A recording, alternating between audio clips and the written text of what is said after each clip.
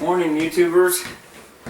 Hope your day is starting out pretty good. I'm getting ready to head out into the garage to do a little putzing around. Never ends. Seems like you're always getting into new projects and stuff, and all this YouTubing is kind of new to me, making videos and everything.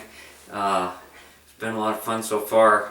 It takes a lot more time to get things done with the setup, but you know, it's all good, it's all fun, and thanks for watching, and I just hope that I can give part of what I've learned back from personal experience. Every time I have a problem, it seems like that's my main resource is YouTube, and been doing it for years, and I like it. And anyhow, what was that? I just heard something out in the garage. You know, I've been having problems for a long time with stuff disappearing out in the garage. Let's go out there, and I know there's some kind of a gremlin or something out here in the garage because I keep missing stuff, and maybe I can actually get this on film here. Let's see if we can get anything. Who's out here? Where are you? I know I heard you out here. What's going on? What's going on?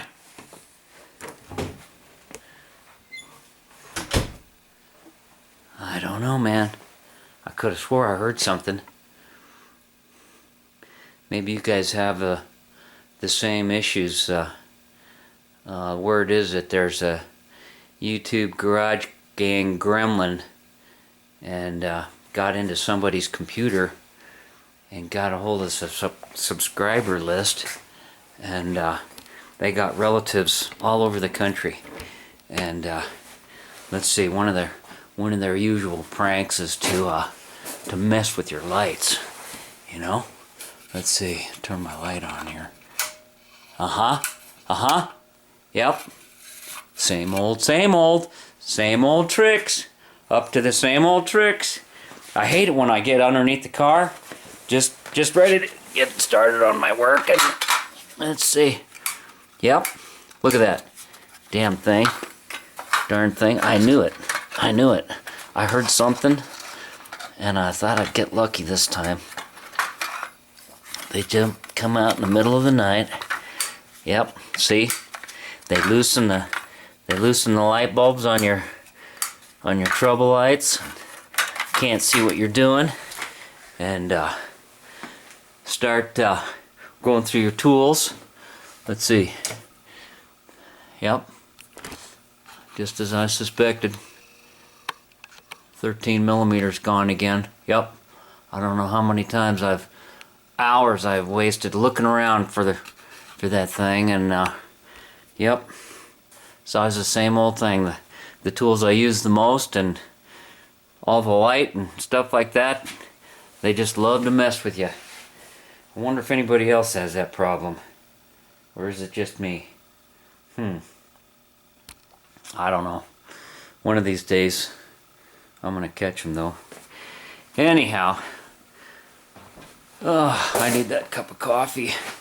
Besides, I wanted to talk to you guys about some reference material that I use, and I'm sure everybody's kind of built up their own little library of references, and I just kind of wanted to show you what some of my favorite sources were, and see what everybody else uses.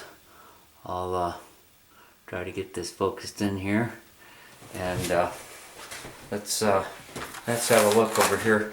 You know, this has always been a great resource, and for off-roading. I was a sand junkie. I still am at heart, a dune goon and sand junkie, and love to off-road, and this is a good source of information if you're limited on funds and you want to know where some great solutions are, these are them. All in these books right here. Baja Buggies and Bugs. Dyslexic, ain't I? Turbo Mania. Boy, I had the hots to do a turbo, and I see that VW Darren actually has his race car, and I wanted to put a turbo on a sand car so bad I could taste it, and I just never could afford to get the right parts together, and I didn't want to deal with the learning curve hassle of making everything reliable, but it's a pretty common thing now. A lot of people out there on the dunes have them. Boy, I'll tell you, I don't know, you don't hear too much about Gene Berg. I know they have a website, and he was one of the all-time racers, man. That guy had a street legal car, 10-second car, and this is one of his, this is his catalog, his parts and technical manual for type 1, 2, and 3. And boy, I'll tell you, I learned so much just looking through his catalog, because he describes, doesn't give any prices in this book. You have to get a separate insert. I'm not sure how they do it anymore, but he has information, technical information. What is wedge mating? How does it do? Flywheels, camshafts, do's and don'ts, what force, springs. He doesn't just sell the springs. He explains why you use certain springs for certain applications on your valves and heads, and what different camshafts, the rocker shafts, how to do things. It just, oh well, can't say enough good things about that.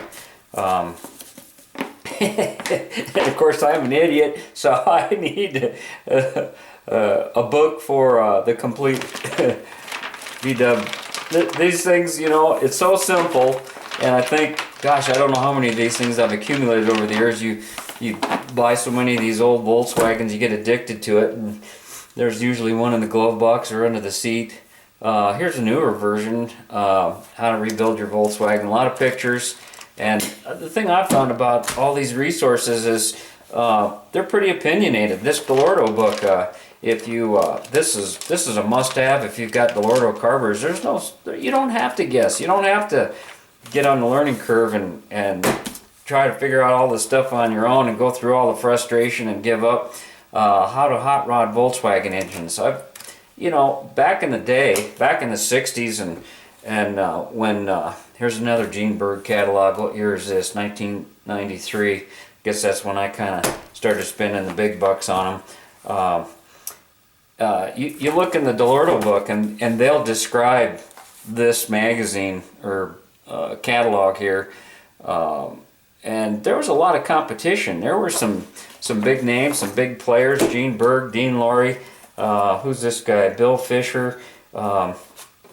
These are the people that really made our industry what it is today, and not to mention the fact they made 20 million Volkswagen. It was the poor man's car. I've heard described before that the small block Chevy and the Volkswagen were the two most hot rodded engines on the planet, and that's probably a sure thing. But you know, they give you a lot of tips and hints, and you also have to remember that people are trying to sell stuff, and there's a lot of conflicting information, and one guy says do this, the next guy says do not do that.